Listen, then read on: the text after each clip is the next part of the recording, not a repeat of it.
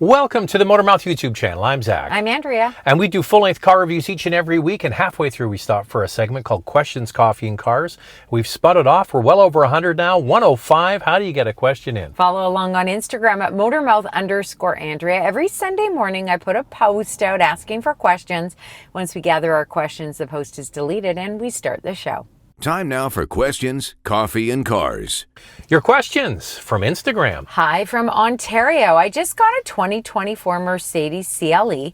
It has a pre-installation for projection functions for animations. This function is allowed to be used in Europe. Do you guys know if this is going to be allowed on the Canadian roads anytime soon? Do you know why it's not currently allowed? This technology makes driving safer. I don't get why Canada doesn't allow it. Well, I'm just curious if it's the adaptive headlamps, because we had all of these specialized LED headlamps that have either shutters or individual hundreds of thousands of individual pixels that were not allowed, and now they have been approved. Mm-hmm. I remember when we were at the AMG event last summer in Austria. Yeah. They showed the animation of AMG against the wall. Yes. And maybe that isn't allowed. Yeah, so we're not quite sure. You said projection functions for animations. Yes. I mean, I guess that could involve a lot of things besides just the headlamps. Now, I did do a little research and went on some forums, and some people are saying, look, there is a drop-down menu for some countries, and only certain functions are allowed. Like, for example, in Spain, a gentleman who has a Mercedes-Benz says that he is allowed some functions based on whether they are restricted or not in each country. Yeah, so when it says animation, that makes me believe when you start the car up, it does this little dance and projects, we saw the AMG projected on the wall, or a Mercedes logo. So I'm wondering if that's not allowed. But yes, as regulations and as headlamps get more and more evolved, they'll probably approve more things and open it up. Yeah. Whether that's going to be included in your Mercedes or it's an extra. Yeah. We'll have to wait and see. Well, some were saying, well, could this be a dealership install? And many are saying no. Here's how it goes, Andrea. Some are doing like aftermarket things to get it in other countries in Europe, because not all the items are approved in the menu in each country in Europe. Here's how it goes. You go to the dealer, you pull out your wallet, and you say, can you make this happen? That's the way that'll go at the dealer. I'm curious what the dealership is saying. I mean, they probably don't have a lot of information, but the fact that it's in your system that it could be installed at a later time, you think they'd have a little bit of information about it. But we don't have a lot. That's just not, the regulations say no. They say 9. Do you think Mazda Cx-50 with the Toyota eCVT will be as fun to drive? No, I haven't met a hybrid really that is super fun to drive, but I wouldn't buy a hybrid for the fun of it. I'm buying a hybrid for fuel efficiency. I would say that the Honda Accord hybrid is pretty fun to drive, just because Honda bakes in some really good handling into their products, and it has good steering feel and what have you. It's going to be actually, it's a 2.5 liter engine, and it's the eCVT and Toyota's hybrid system.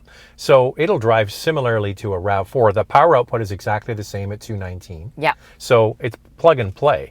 I mean, I would love it if it was a little bit quieter than the RAV4 hybrid Why myself. did this leak? I don't know. I hate that. A little bit quieter than the RAV4 hybrid. More like, I would say, the Tucson or the Kia Sportage hybrid. Those are just so incredibly quiet. So a couple things that I look for when I buy a hybrid: obviously fuel economy, but I also would like a quiet cabin and a smoother ride. So it will be interesting to see. The Cx-50 is supposed to arrive by the end of the year. Some people are saying it's delayed again, but nothing at all from Mazda saying that it's been delayed. Well, they put out the press release just like 2-3 weeks ago. So obviously they have confidence that it is coming, because it was supposed to come 2 years ago. Yeah. Hi guys, would you buy a 20-ish Infiniti Q50 with low kilometers, $30,000 for long-term ownership. Mind you, I don't do much driving, around $10,000 a year. I like the car, but I hear all sorts of stuff, good and bad, about it. So the Q50 has been in the marketplace since Moses was a boy. That's how long it's been around. And the good news is it is really reliable. Yeah. It has a V6 engine. It's got a 7-speed automatic transmission. I believe that was shared with Mercedes for a while, or it is a Mercedes transmission. And the downfall of it is it's been in the market. It's got old technology in the head unit. I did go online just to look to see what it comes with, what the starting price is of that vehicle for 2024, and it's just over $50,000 for the base model. It does have wireless Apple CarPlay and Android Auto, so Infiniti obviously added that, which is an important feature for people. So JD Power gives it an awesome reliability score, 83 out of 100. Car Edge states that this vehicle over 5 years, kind of at that 5-year mark, will lose 40% of its value. Something like a Lexus IS will lose about 29% of its value. So you can see the difference between Infiniti and Lexus. I would just say, if you're buying a 2020, make sure that you're getting a good price on it. Great deal. Yeah. The thing is, there's not a lot of demand for them new, and there's not a lot of demand for them used, and that opens the door for you to get a very reliable vehicle that is actually fun to drive. It's a good platform. I think it's still, you know what's interesting about it, Andrea? It's been out forever, but it still looks good. Yeah. That's the thing, is if you have a nice design and you have a good looking car, it will hold up well in the marketplace. So it could be a really good little sweet used car purchase. Not sure when wireless got into there, if it was 2020 or not. I don't know about either 2020. way, you could plug your phone in and it'll still work. You just have to get around the old technology in the dash. Other than that, it's actually a good car. And he said 2020-ish, so maybe you might look at a 2022. Just definitely check the price point out, and you know, these are Canadian dollars that we gave, over 50,000 for the 2024 model. So just know that it does lose its resale value. Okay, so go into the dealers and beat them up on the price, because you know the price they've got on the lot is highly elevated. You can go and look up maybe the retail, the used car market prices online, and just beat them up on the price. Eventually someone will sell you one for a good deal. Hey, Andrea and Zach, over the years, we've seen features for cars that were once add-ons become standard features. What current add-on features do you think will become standard? You're right about that. I mean, if you think about it, so many standard features are offered on some vehicles. And I think it really comes down to, are we talking about non-luxury? Are we talking about premium? Are we talking about luxury? Luxury will always have more standard features. But also more add-ons. Here's an interesting thing. We just picked up the new Buick Envision, and I was doing some of the research, and I cannot believe the amount of standard features it comes with, like a heated steering wheel, a power liftgate.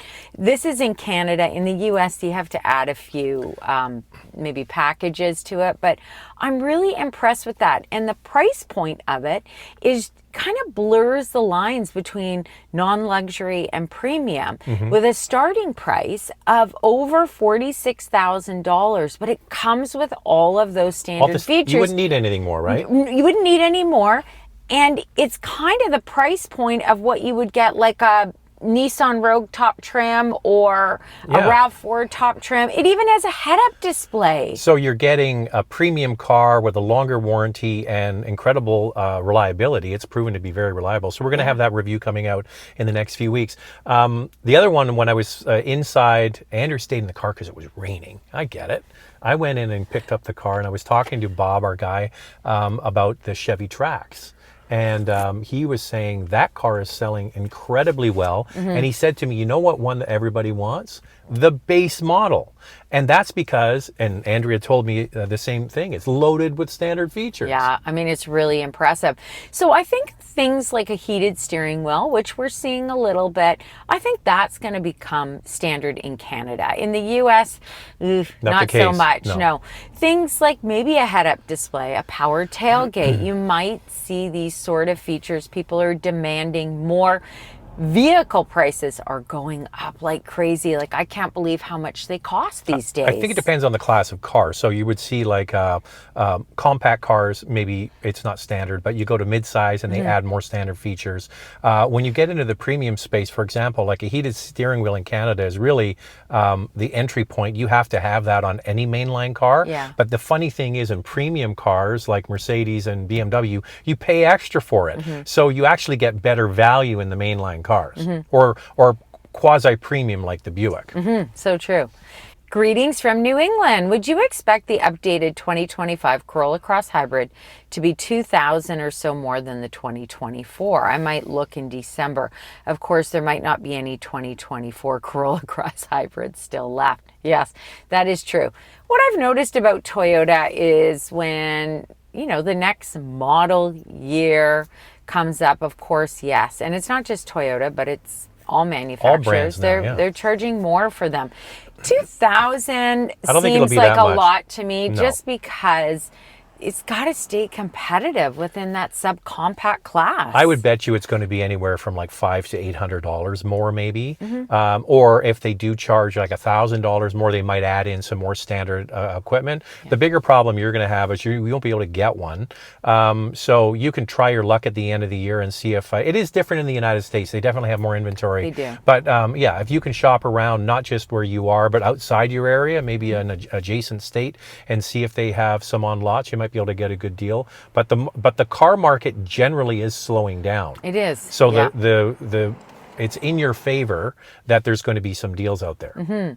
I know Acura said that they're bypassing hybrids and going straight to electric. Have you heard any word of them rethinking that strategy given the current popularity of hybrids? It seems like a logical pivot given that Honda already has the technology. I think that's a super interesting question. Acura is, staying true to its original plans of going straight to EVs and only EVs, not offering hybrids or plug-in hybrids. However, they have signed an agreement with Nissan where they want to work on EVs with them and also automotive software. Recently, this is a rumor, this part that I'm going to say right now, that Mitsubishi is also interested in joining, which makes a lot of sense. Well, Mitsubishi and Nissan already had their alliance, right? So they can pile in on the Toyota deal. Now, they do have a plug-in hybrid. So will that change things a little bit? I don't know. But also Honda had the Clarity. The Clarity had amazing plug-in hybrid range. Like I think it was 80 kilometers or 50 miles in that ugly car. But they have the technology. You know what I say, Andrea? Every month it changes. I know. Every 6 months it changes incredibly. Let's fast forward 6 months to the new year, and you could see an announcement from these brands saying, well, all the other major brands are saying we're going back into hybrids and plug-ins. Yeah, nothing that has come out yet. We have spoken to Nissan, Infiniti about hybrids and plug-in hybrids. We actually talked to someone at a very high level. And the issue is what we like in North America, hybrids, plug-in hybrids. The Japanese at a higher level in Japan believe that EVs are the right way to go because plug-in hybrids are expensive for them to produce. They don't offer a ton of range. So they're thinking, well, why would somebody buy a plug-in hybrid for around the same price as a pure EV? Because you don't have to fart around with it all the time, right? So I said that, saying, listen, no, this is what they want in North America, but you've got to convince others in another country. And I think, at least I believe, that's why there's a delay with Nissan and Infiniti. But you know what? All they need to do, we did this in a video where we talked about this from Nissan, and it's going to hold true for other brands, is that they just have to walk down to a Toyota store and see the demand for the vehicles that are hybridized. So hybrid, we've talked about this many times. People don't want to go all the way to EV or be forced to do that. Yeah. It's the forcing that drives people crazy. You're not going to be able to get anything but an EV in a few years. And people are like, wait a second, I don't have choices. I want choices. So some people want to make that small step to hybrid. Some people want to go one step farther and get a plug-in or go full EV. And there's loads of people that want to do that. Yeah. But the car manufacturers have to offer up that smorgasbord. And you say that? I've always wondered how you say it. Is it smorgasbord or I don't know. I always say smorgasbord. So I want to tell you, so I was sitting across from this top executive when we were on an Infiniti And Andrea trip. went like this, just one more question. Quick question. I can't tell you how hard I pitched him on plug-in hybrids for all of you. And you know what he said to me? Can you come to Japan with me? And can you give that pitch? Maybe he had an ulterior motive, Andrea. Oh He said, God. can you come to Japan and leave leave him But behind? he really loved my pitch because we speak to all of you and we know what people By the way, want. we don't break up the band. We both go. We always go. Any other road trip vlogs planned soon with the Golf or MX-5? Yeah, we're doing a trip to Whistler in the MX-5. We have family coming from Scotland to visit, so we've kind of got to block that time off. But yeah, I think it's over the next few weeks we're going to have to blast up and do a road trip up to Whistler. Well, we're going to, God, I love the Sea to Sky Highway, the twisty road in the MX-5. And you know what? People in British Columbia are like, Sea to Sky, been there, done that. But for people who have never seen it and done it for the first time, they're like, that is one of the most beautiful drives. And it is. It's spectacularly gorgeous. So we'll show you that. Zach and I are going to do the gondola too when we get up there, and we'll go up to peak. So we'll show you all of Whistler and the village. And, you know, for like you said, for people who know about Whistler and have been, they'll be like, oh yeah, I've done that. But for those who haven't, they'll really love it. So the reason why it's called Whistler Blackcomb is they're sister mountains right next to each other, like full mountains. Yeah. And so from the top of Blackcomb Mountain all the way down to the village is one vertical mile. Yeah. That's a full mile of skiing from the peak to the valley. And then the Whistler Mountain is slightly shorter, but not much. And so we are spoiled here in Vancouver to have Whistler there.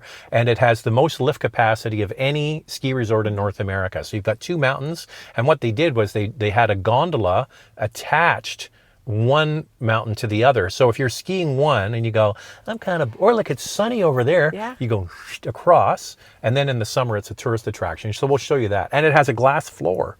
It's pretty cool. We took the kids, we did it. Remember when we went to Victoria with the MX-5? Yeah. We were looking for whales. Yeah. So you know what we're going to do? We're going to look for black bears. There's loads of black bears. Okay, I have seen a black bear in the village. I was with the kids and it was like, oh my gosh, but he was just busy going his through own the garbage way. Yeah, he wasn't bothering anybody, but still kind of scary to see such a big bear right in front of you. By the way, can I say one quick thing? Of course. I lived in Squamish. My first job in radio was Mountain FM. So whoever is familiar with that radio station. It's exactly halfway to Whistler. Yeah, I lived up in Squamish, and I went up to Whistler all the time. So I was there for 2 years. I was on the tennis club, the ski team. Hey, you know it was what? a lot of fun. Andrea, pop quiz ready before we wrap this up. Okay. We got one more? One more, Because we're running long. We got to do one more, just one more. Okay, pop quiz. Yeah. Do you know why Whistler is called Whistler? I can't remember. What was the reason? Whistler Mountain used to be called London Mountain. Oh, yeah. And there's all of these little marmots. Marmots look like groundhogs or gophers. They're kind of in the same family. And apparently when they screech, they whistle. So that's why it's called Whistler. Look that up. I've never seen one of them ever. Yeah, these rodents. Well, they're all over the mountain apparently, and they make this whistling sound. Andrea, so look that up. Zork is not lying.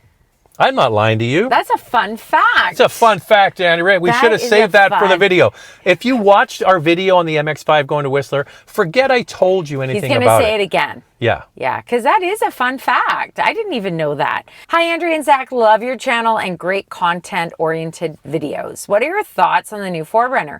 Is it worth upgrading from a 2020 Highlander to the new TRD Pro? Thoughts are the price will be around $90,000. I assume this is Canadian. So is it worth to buy a Sequoia over the 4Runner? Oh, I've got strong opinions on this, Andrea. So do I. Do not buy the Sequoia. Didn't like it at all. No. Actually, if you go and watch our video, I was saying, is this a rare Toyota fail? It's a Toyota fail. The layout is terrible. I'm so disappointed. We didn't even get the fuel economy from that iForce Max powertrain. We even told Toyota. They all watched the video, and And then they we were like, went to an auto show, and they were like, how did you not get the mileage? I know, they couldn't believe it. Anyway, we're not big fans of the Sequoia. It's mostly because of the layout in it. Now, here's the thing about, I did some research for you. So you're talking about TRD Pro 4Runner. That comes with the iForce Max powertrain. It's got 326 horsepower, 465 pound-feet of torque. Now, the current 4Runner with the V6 engine starts at around $70,000 Wow. Canadian, which includes Wait a freight, second. PDI, and fees. The 4Runner is 70 grand? TRD Pro. Holy So I'm comparing man. it, you know. It's been a while since we've driven one of those. Well, we drove the anniversary edition a couple of years ago. I know, but boy. 70 grand for a 4Runner. TRD Pro. Wow. Tacoma TRD Pro with the hybrid powertrain is around $80,000. Holy crap. Tacoma. So that thing's going to be, it'll be 80 grand. I'm thinking they're going to charge more for the 4Runner. That's just my opinion. I think that you're looking at that hybrid max powertrain TRD Pro 4Runner is going to be around 85,000, 86,000 Canadian. Well, you know what we're seeing? We're seeing a trend with Toyota trucks is they're not moving. In the US, the Tacoma is sitting on lots. Now, they are selling them, and it is still the best-selling compact truck or mid-sized truck, but it's way down from what they used to sell. And Tundra has suffered reliability issues. I'm not sure if you heard, over 100,000 engines are having to be replaced. And so there's a lot of question marks around Toyota and their new trucks, and they got to get ahead of this. And the big one is the new powertrains are way too expensive. And people are like, listen, I can go and buy a Ford Raptor for the same price. And you know, the thing about the iForce Max powertrain, It's a Ranger Raptor, not a F-150. Ranger Raptor, or like the Grand Highlander with the hybrid Max powertrain. You know, it's supposed to be a blend of performance and fuel economy, so you kind of get the best of both worlds, but it is way too much money. Just way too much money. So I'm not sure. Take that information that I gave you. My vibe is, I'm thinking 86,000 with freight, PDI, and fees in Canada. There's no way they're going to charge the same price. I believe they're going to go. Look at the Land Cruiser pricing. Toyota Land Cruiser. Yeah. We get that in a couple of weeks. So watch that video, and that'll give you a good idea because it's based on the same platform. So whatever the Land Cruiser pricing is, the 4Runner will be similar. I don't know, Andrea.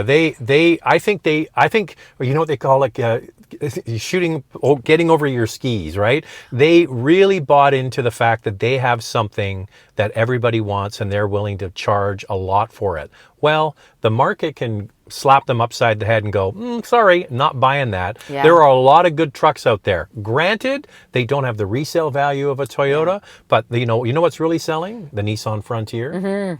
I think the Ranger with the 2.7 liter V6 is going to sell incredibly well, and Ranger is a big seller.